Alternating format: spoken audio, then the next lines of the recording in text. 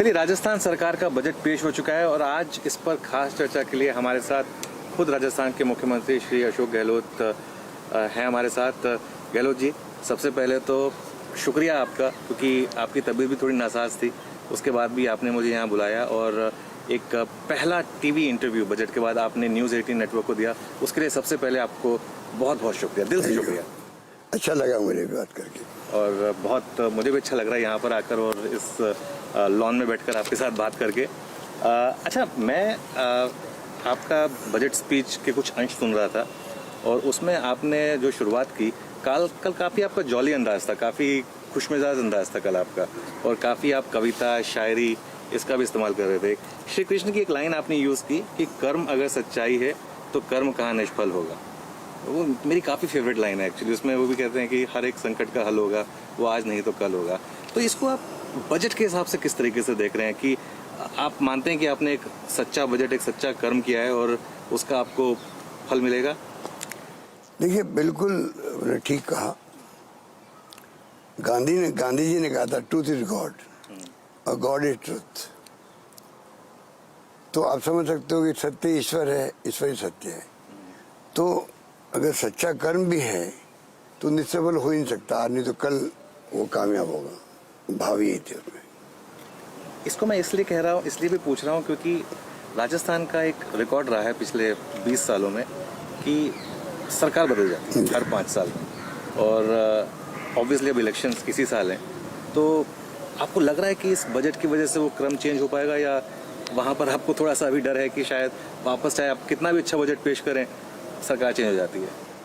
देखिए, इस बार पता नहीं जो फीडबैक आ रहा है, एक तो 4 साल के बाद में ही कोई सरकार के विरोध में लहर नहीं है राजस्थान के अंदर, और फिर परफॉर्मेंस और गवर्नेंस रही है, कोरोना के अंदर भी रही तो शानदार रही। पूरे प्रदेशवासियों के आशीर्वाद से सबने सहयोग किया, हम लोग कामयाब रहे।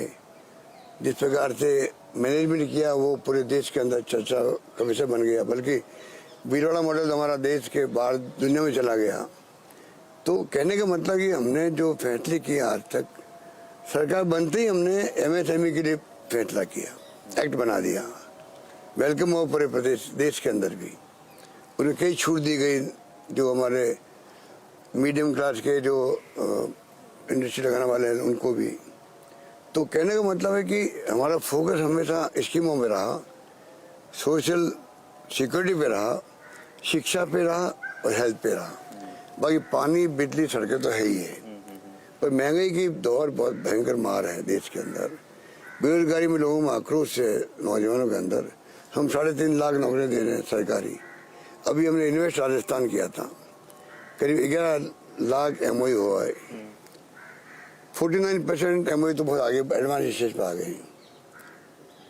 तो कहने का मतलब हमने हर चीज को उस रूप में लिया जिससे कि गवर्नेंस अच्छी हो, देश प्रदेश का विकास हो, और जो हमने अभी कहा था बचत, राहत और बढ़त, वो थीम जो हमारी है वो आगे बढ़ सके। तो ये जो जितने MOUs की आपने बात की गहलोत सर, उसमें क्या प्रोग्रेस हुई है और क्या आगे, और जैसे इन्वेस्टमेंट समिट्स वगैरह जो हुए थे, पहले भी हुए थे और अब काफ़ी स्टेट्स में बड़े बड़े हो रहे हैं, यूपी में हो रहा है, गुजरात में हो रहा है, वो और आगे भी होंगे यहाँ पर राजस्थान में? ये अभी तो इस साल तो हुआ ही है। हाँ, इस साल तो हुआ ही है, बिल्कुल। हाँ, इस साल तो हुआ ही है और अभी अक्टूबर में हुआ है।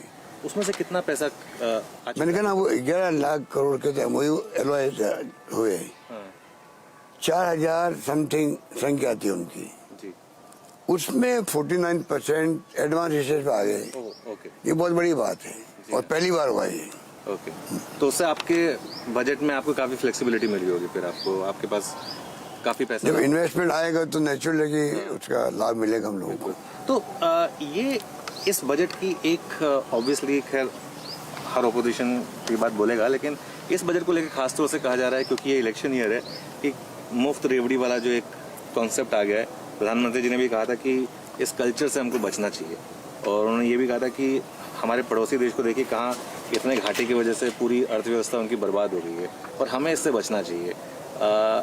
आपका क्या व्यू है इस पर? आपको लगता है कि ये इस तरीके की जो फ्रीबीज होती हैं वो सस्टेनेबल हैं? इसमें तो सब स्कीम है हमारी। तो हमने स्कीम बना के सबके लिए किया है, देशवासियों के लिए किया है। हमने ओपीए लागू किया कर्मचारियों के लिए, तो सभी कर्मचारियों के लिए किया। मतलब अगर हम कोई स्कीम लेकर आए हैं, शहरी रोजगार योजना है इंदिरा गांधी के नाम से, जो नरेगा की तरह 100 दिन की रोजगार की गारंटी, अब हमने 125 दिन कर दी। वो सब प्रदेश के अंदर है। फ्री भी उसको कहते हैं कि आप सेलेक्टेड लोगों को आप कोई आइटम बांट रहे हो उनको खुश करने के लिए। प्रधानमंत्री जी 6,000 रुपये भेजते हैं खाते के अंदर प्रति वर्ष। किसानों को उसको क्या कहेंगे फिर? कहने का मतलब जो हमने स्कीम बनाई है, छूट दी है, महंगाई इतनी भयंकर है, तो हमने मान लीजिए बिजली में छूट दी है, या मैंने अभी कहा आपको कि इंदिरा रसोई शुरू की है जगह जगह पर, 8 रुपये में भोजन दे रहे हैं हम लोग। तो सबके लिए है, कोई भी आगे खाना खा सकता है। वहाँ कौन खाना खाएगा? जो गरीब आदमी है, मजदूर है, ठेले वाला है। इतनी पॉपुलर स्कीम हो रही है वो, ये फ्री भी थोड़ी हो सकती कोई। नहीं, अब जैसे सिलेंडर है 500 रुपये में सिलेंडर सर, 500 रुपये में सिलेंडर जो इस समय रेट चल रहे हैं उसके हिसाब से तो फ्री भी हो गया ना। वो सबके लिए नहीं किया हमने। करोड़ों सिलेंडर देश में चल रहे हैं, 135 करोड़ की आबादी है। हमने सिर्फ 70 लाख लोग जो हैं जिनको प्रधानमंत्री नरेंद्र मोदी जी ने उज्ज्वला योजना के नाम पे सिलेंडर दिए थे, पहला सिलेंडर दे दिया उनको। वो इतने गरीब लोग हैं कि वो आगे सिलेंडर खरीद नहीं पा रहे हैं। वो सिलेंडर 400 रुपये में जो था पहले, वो 1,040 रुपये में हो गया है, और उनको फ्री मिला पहला सिलेंडर। बाद में तो वापस लकड़ी पे आ गए वो लोग, वही औरतों को तकलीफ होने लग गई धुएं से। तो वो अगर बंद पड़े हैं चूल्हे वहाँ पर, उनके लिए हमने किया है वो खाली। ये वाकई में आपके पास नंबर्स थे कि वो बंद पड़े थे चूल्हे? और हाँ, तो नहीं, सबके लिए कर दिया हमने। अधिकांश जगह तो बंद पड़े ही हो, तो पब्लिक में परसेप्शन भी यही है, और मालूम भी है कि वो लोग नहीं चला पा रहे हैं। तो हमने बीपीएल के लिए और उज्ज्वला योजना के लिए, उनके लिए किया 70 लाख लोगों को। और जो फ्री इलेक्ट्रिसिटी है पहले 50 थी, उसको आपने 100 यूनिट कर दिया जैसे, तो वो भी इसलिए कि देखिए लोगों की कमर टूटी हुई है। इसके कोरोना के बाद में और महंगाई लगातार चल रही देश के अंदर, महंगाई बड़ा इश्यू है। राहुल गांधी जी ने जो यात्रा निकाली तो महंगाई को निकाली थी, महंगाई, बेरोजगारी और नॉन वायलेंस, और अमीर गरीब के बीच में बड़ी खाई नहीं होनी चाहिए। ये तो है मुद्दे। इन्हीं मुद्दों के आधार पर हमारा बजट आप देखेंगे, थीम वही है इसकी भी। एक्चुअली सिंस आपने बात छेड़ दी है राहुल गांधी जी की, वो जो अभी भारत जोड़ो यात्रा हुई, उसमें आप भी जुड़े थे उनके साथ, उसका आप कितना इम्पैक्ट देख रहे हैं इलेक्शंस पर, आने वाले इलेक्शंस पर? देखिए, उसमें तो राहुल गांधी ने खुद ने कहा था इलेक्शन का संबंध में जोड़ो इससे। ये यात्रा है एक मकसद को लेके, बेरोजगारी, महंगाई, नॉन वायलेंस, और मैंने कहा अमीरी गरीबी की बात जो करते, तो वो एक थीम थी मतलब। और राजनीति में जब हम काम करते हैं तो गांधी जी ने भी कहा था उस जमाने के अंदर कि आधार जो है राजनीति का भी रचनात्मक काम होना चाहिए, कंस्ट्रक्टिव वर्क होना चाहिए। बचपन में जो कंस्ट्रक्टिव वर्क करता है, समाज सेवा करता है, वो अगर राजनीति में आता है ज़्यादा अच्छे ढंग से काम कर सकता है वो। नहीं, क्योंकि पिछले लोकसभा इलेक्शंस में बीजेपी ने स्वीप किया था राजस्थान में, लोकसभा इलेक्शंस की बात कर रहा हूँ मैं, और वो उम्मीद कर रहे हैं कि शायद रिपीट होगा। आपको लग रहा है लेकिन उस यात्रा से थोड़ा फर्क पड़ेगा उस मोमेंटम पर? पूरे देश में फर्क पड़ेगा, पूरे देश में फर्क पड़ेगा। पूरे देश के अंदर माहौल जो बना है, जिन राज्यों से यात्रा नहीं गुजरी है वहाँ से भी लोग आए हैं यात्रा में। और कांग्रेस पार्टी की चौकियाँ जो है देश के अंदर, अगर 6 लाख गाँव हैं, 6 लाख गाँव में आपको परिवार मिलेगा कोई न कोई। तो इसलिए इसको आप इस रूप में लें कि यात्रा का मकसद जो था ना, अगर उड़ीसा का कोई परिवार है, महंगाई से वो भी त्रस्त है, बेरोजगारी से त्रस्त है, शांति सद्भाव सब चाहते हैं, टेंशन नहीं होना चाहिए, और गरीब अमीर की बात सब करते हैं। तो चाहे कोई राज्य हो देश के अंदर, पूरे देशवासियों को एक मैसेज चला गया राहुल गांधी का कि राहुल गांधी 3,500 किलोमीटर की यात्रा का मकसद क्या है, वो राहुल गांधी का उद्देश्य पूरा हो गया। ओके, वो तो खैर जब रिजल्ट आएंगे तो पता चलेगा जी। लेकिन एक चीज़ मैं आपसे पूछना चाहता हूँ कि ऐसा क्यों होता है कि, और सिर्फ आपकी सरकार नहीं, जो 4 साल पहले पिछली सरकार थी उसने भी जो लास्ट बजट दिया होगा वो काफ़ी पॉपुलर दिया होगा, और उसके बाद भी सरकार बदल जाती है, और ये जो आपने अब कह रहे हैं कि बजट आपका पॉपुलिस्ट है और टैक्स आपने बढ़ाया नहीं बिल्कुल भी, तो रेवेन्यू कहाँ से आएगा? कहीं इसके पीछे ये मंशा तो नहीं है कि चलिए वैसी इलेक्शन, सरकार तो चेंज होने वाली है ही, जो अगली सरकार आएगी वो निपटेगी, हमको क्या प्रॉब्लम है? कहीं ये मंशा तो नहीं है उसके पीछे? हमारी मंशा ये सरकार हमारी आएगी तो हम कैसे कर सकते सरकार हैं? आएगी लेकिन हमारी सरकार ही आएगी, ये पब्लिक का मूड है इस बार मूड लगता मुझे। तो जो कुछ हमने किया वो मैंने कल कहा भी था उसमें, ये हमने इस चुनाव के हिसाब से नहीं किया है।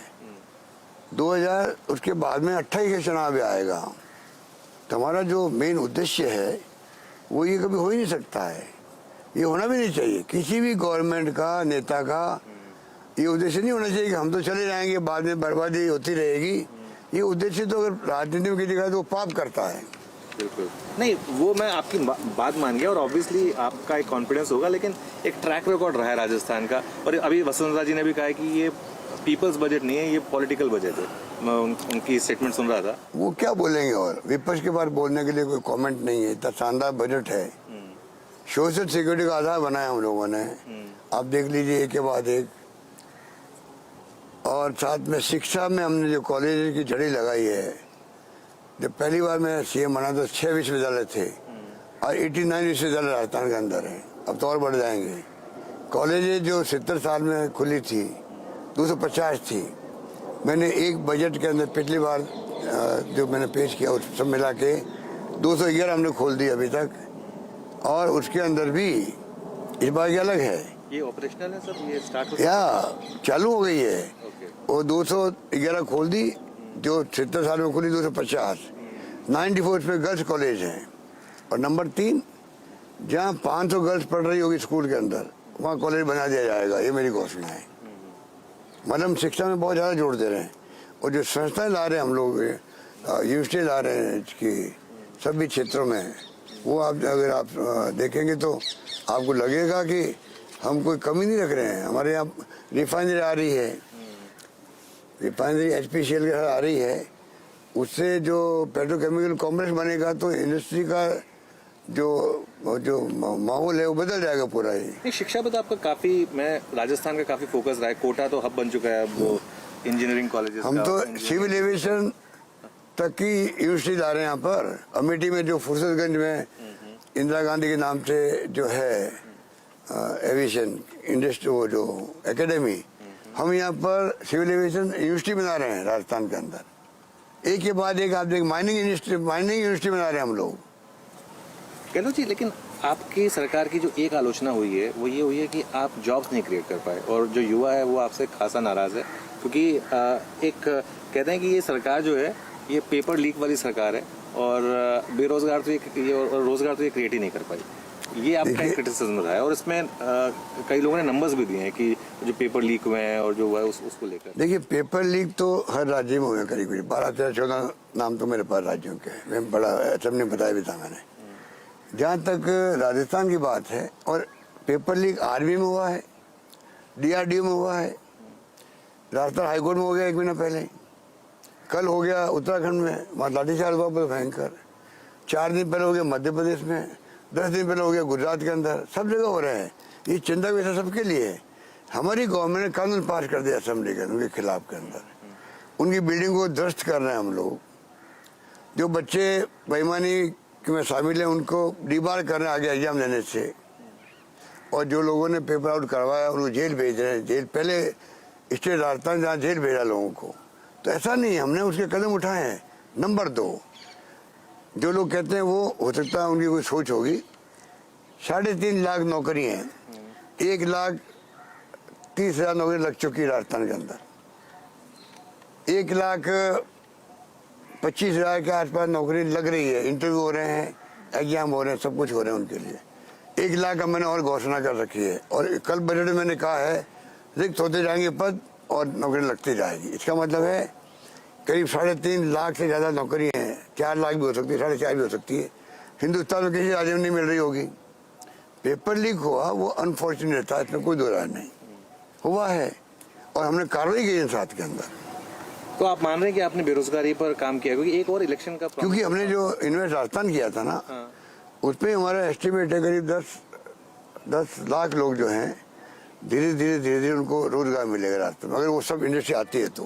ठीक है। आधी आएगी तो 5 लाख मिलेगा। तो हमने जो स्टेप उठाया उसका बड़ा इम्पैक्ट है।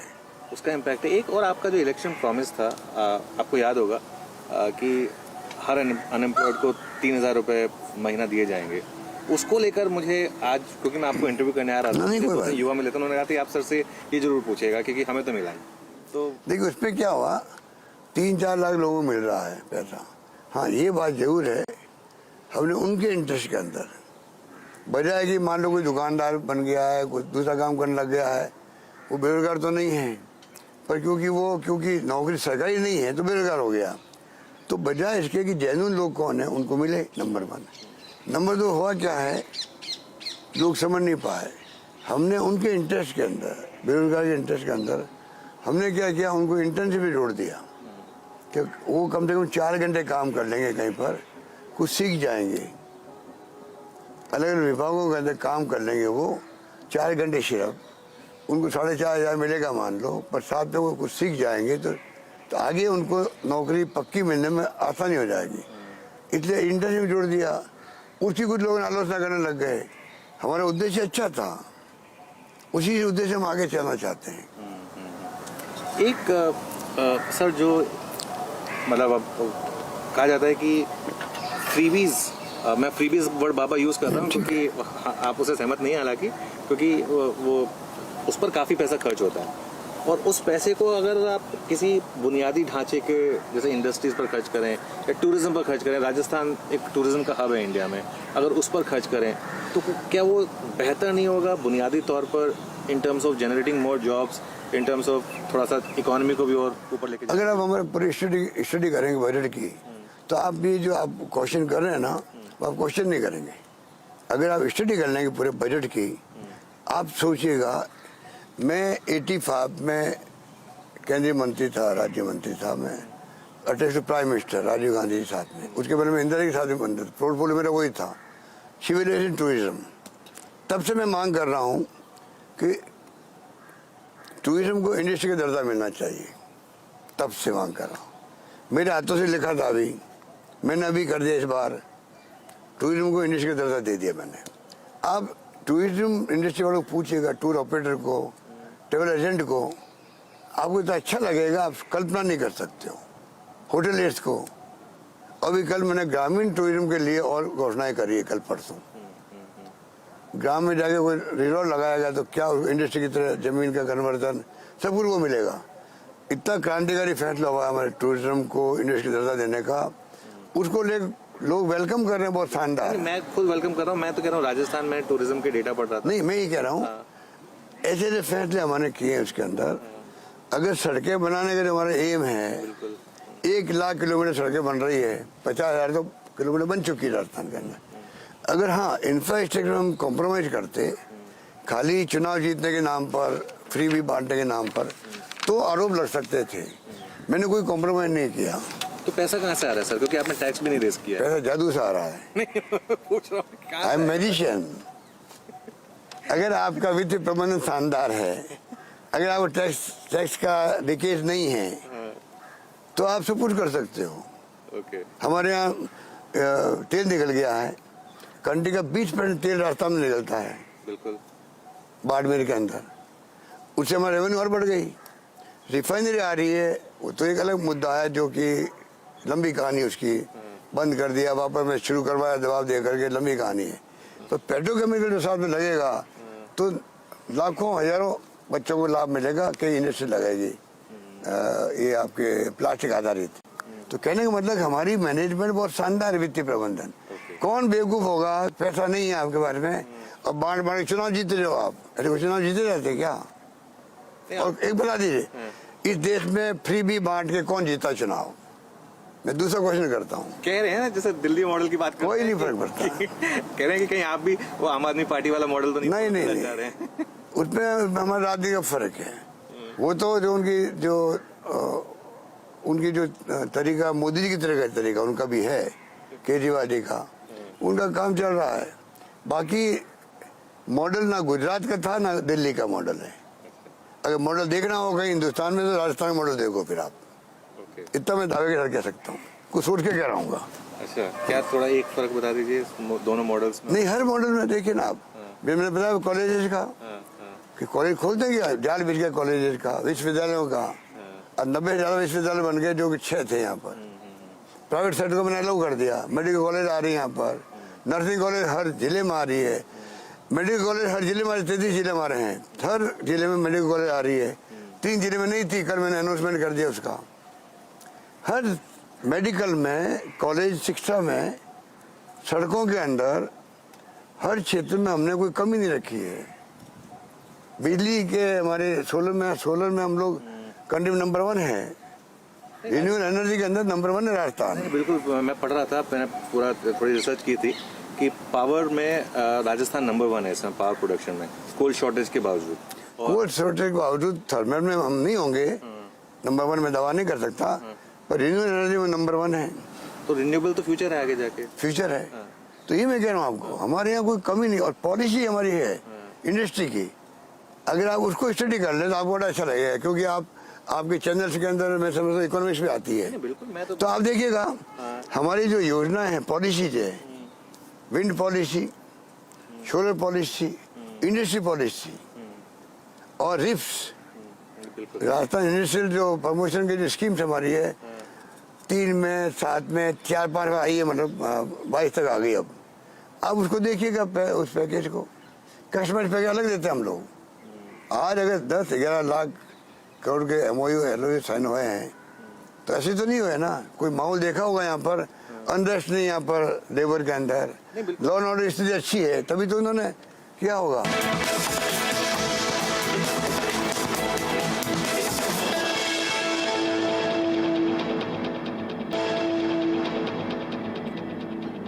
चलो सर, मैंने एक्चुअली काफ़ी स्टडी की थी इस बारे में, और काफ़ी मिनरल रिच स्टेट भी है आपका, और काफ़ी जो इंडस्ट्रीज़ हैं, मेटल से रिलेटेड जो इंडस्ट्रीज़ हैं, उसमें काफ़ी, और इसमें इस समय काफ़ी एक सुपर साइकिल चल रही है इस समय, तो उसको भी लेकर कई लोग कह रहे हैं कि राजस्थान को शायद बेनिफिट मिलेगा, और आई एम श्योर आपने उसको आगे प्रोविजन किया होगा अपने बजट में। तो खैर नहीं, हमारे यहाँ माइंड से मिनरल बहुत शानदार, आप ठीक कह रहे हो, और ज़्यादा उसको एक्सप्लोर करने की आवश्यकता है। बिल्कुल, साइंटिफिक वे से वेस्ट नहीं हो, और अच्छे ढंग से माइनिंग हो, साइंटिफिक वे से माइनिंग हो।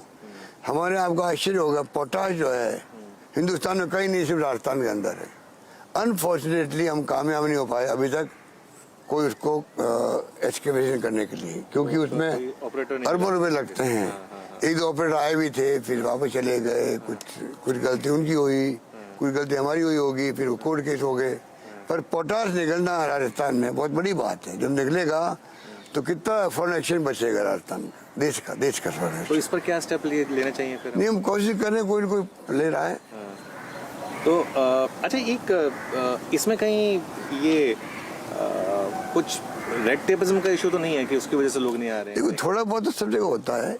हमारे यहाँ पहले बड़ी बदनामी थी इस बात को लेके कि राजस्थान में ढंग से बात नहीं करते हैं, डिले करते हैं, था। अब हमने सिंगल विंडो सिस्टम का जो एक्ट बनाया है, उसके बाद में काफी हद तक ठीक हो गया है। कुछ कमियां थी, आप मानते हैं? बिल्कुल मानते हैं। तो अब आपको लग रहा है कि क्योंकि वो कमियां पूरी हो गई हैं, तो हाँ, लोग आएंगे, इस पर काम होगा। इसीलिए लोग आए होंगे। मैं मानता हूँ 11 लाख करोड़ के, वैसे भाई गुजरात, लखनऊ में हो रहे हैं, हर राज्य वाले करते रहते हैं। तो मैंने देखा हमारे यहाँ जो सेंसिटिव थी, तो रुझान था, अच्छा रुझान था। गहलोत साहब, क्योंकि अब उसमें अडानी साहब आ गए, मैं इसी पे उसमें अनिल अग्रवाल जी आ गए, एलन मित्तल जी आने वाले थे, उनको कोविड हो गया, मान लीजिए, वो नहीं आ पाए। बड़े बड़े प्लेयर सब आए यहाँ पर, नहीं, आपने बिरला आए, बांगड़ आए, सब आए यहाँ, सब आए, बिल्कुल सब आए थे, और बांगड़ जी भी आए थे, बिल्कुल। अब आपने सेंस की बात छेड़ दी। अभी आपने जैसे बोला अडानी जी आए और इन्वेस्ट किया, अभी काफ़ी माहौल ख़राब चल रहा है, और काफ़ी पार्लियामेंट में भी डिस्कशन हुए इन चीज़ों को लेकर। जो सही हुआ गलत हुआ वो अलग बात है, लेकिन एक कॉर्पोरेट को टारगेट करना आपके हिसाब से सही है क्या?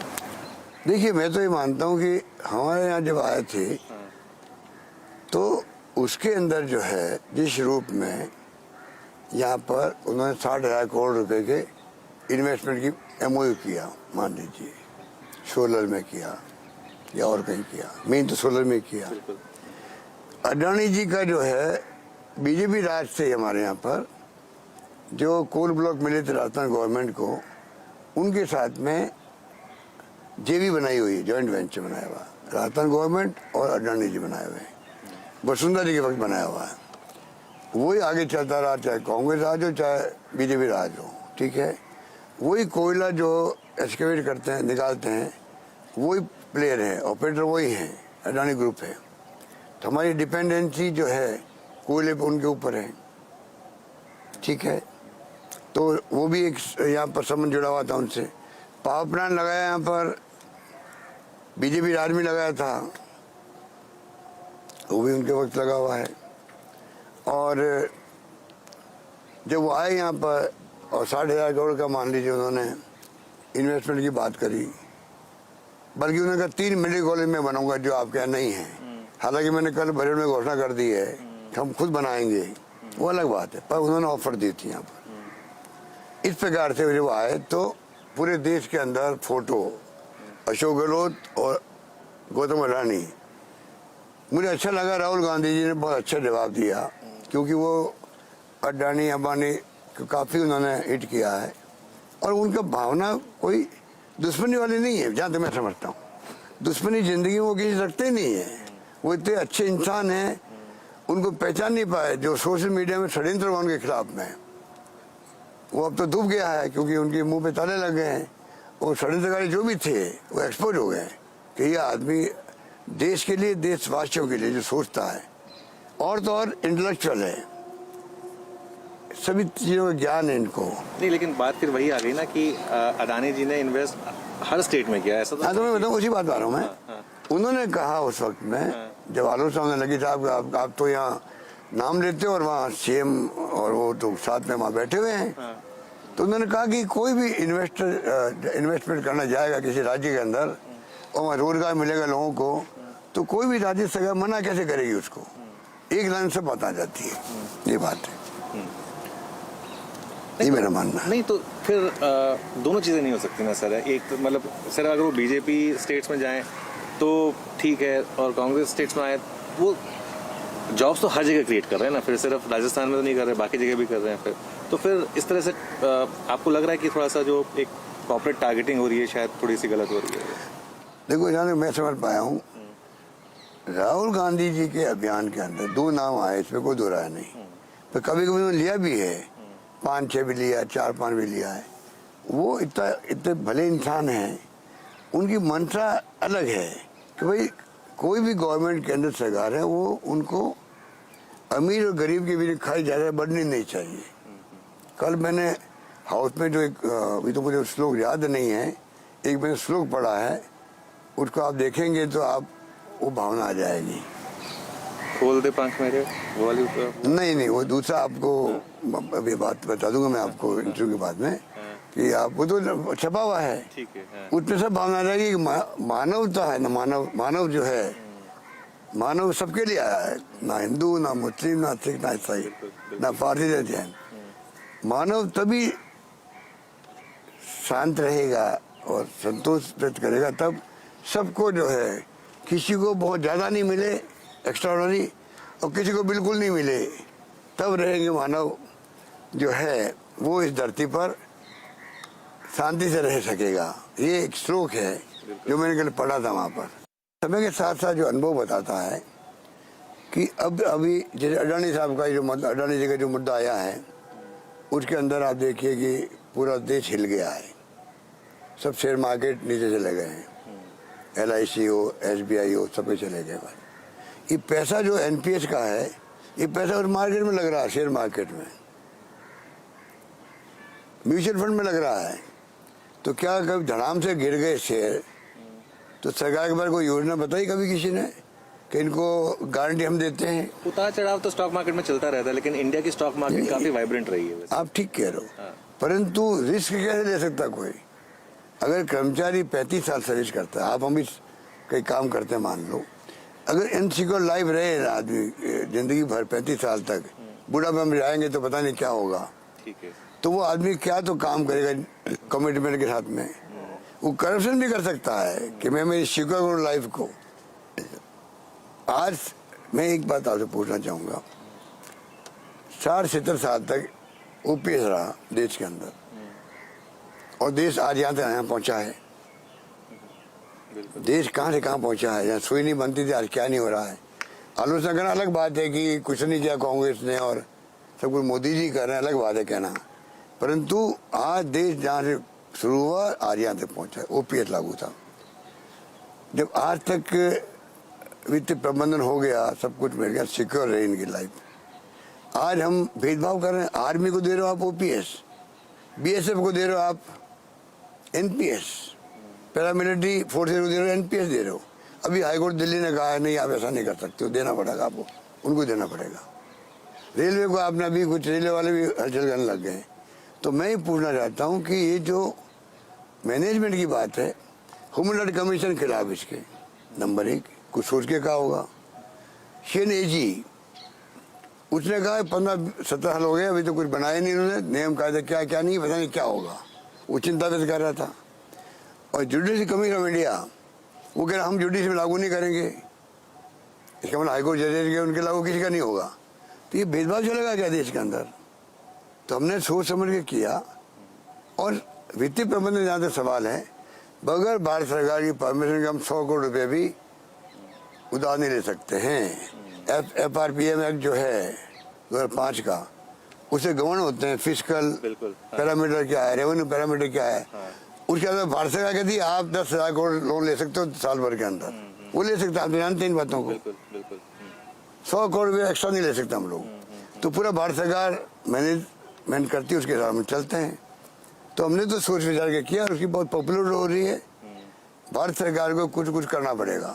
आज ओपीएस लाओ, वरना एनपीएस को नया रूप दो, उसके बाद काम चलेगा नहीं, कर्मचारी में असंतोष रहेगा, उद्देश्य हित में नहीं है। ठीक है। अच्छा, मैं जानता हूँ मेरा समय खत्म हो रहा है। आपने कल बहुत अच्छी लाइन बोली थी, मैं पूछना चाहता था वो किस लिए। आपने बोला था खोल दे पंख मेरे कहता है परिंदा, अभी और उड़ान बाकी है, जमीन नहीं है मंजिल मेरी, अभी पूरा आसमान बाकी है, लहरों की खामोशी को समुंदर की बेबसी मत समझिए, जितनी गहराई अंदर है बाहर उतना तूफान बाकी है।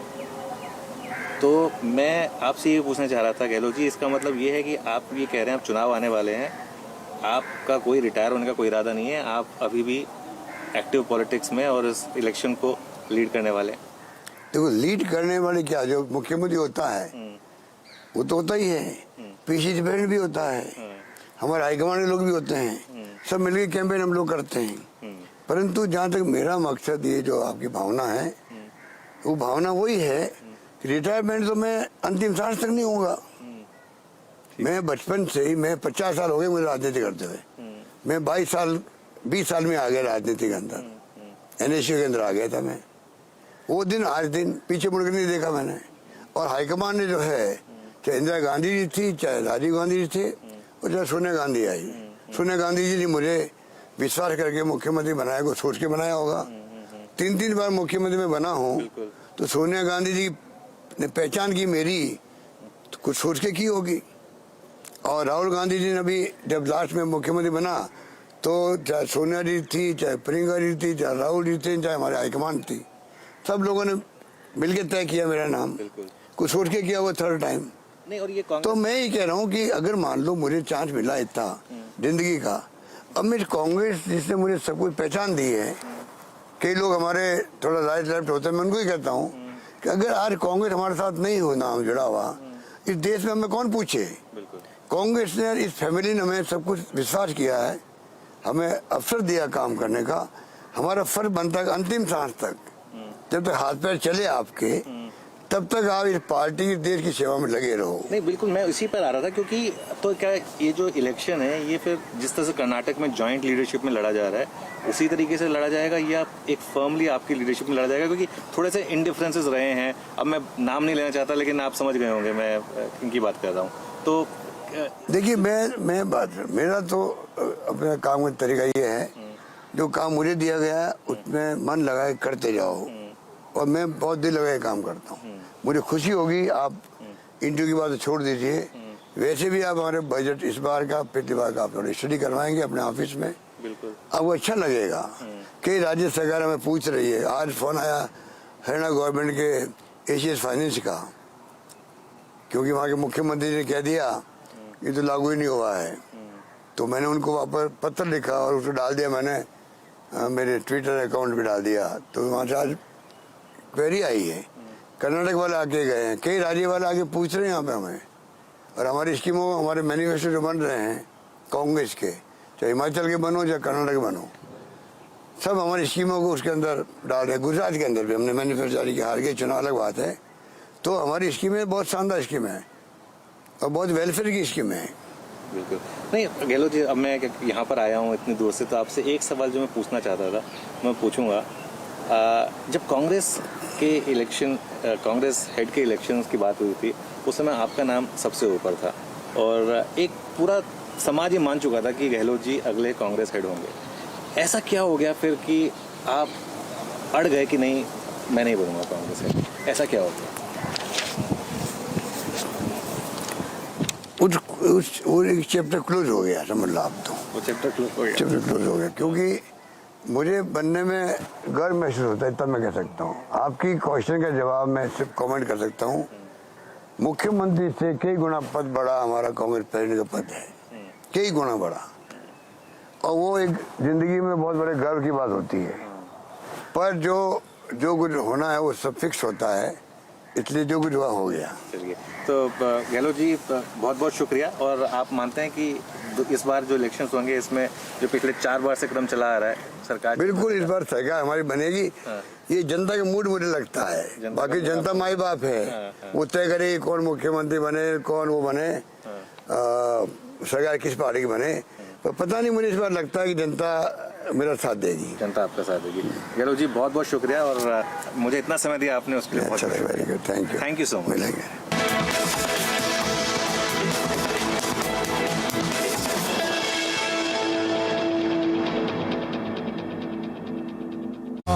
Yeah.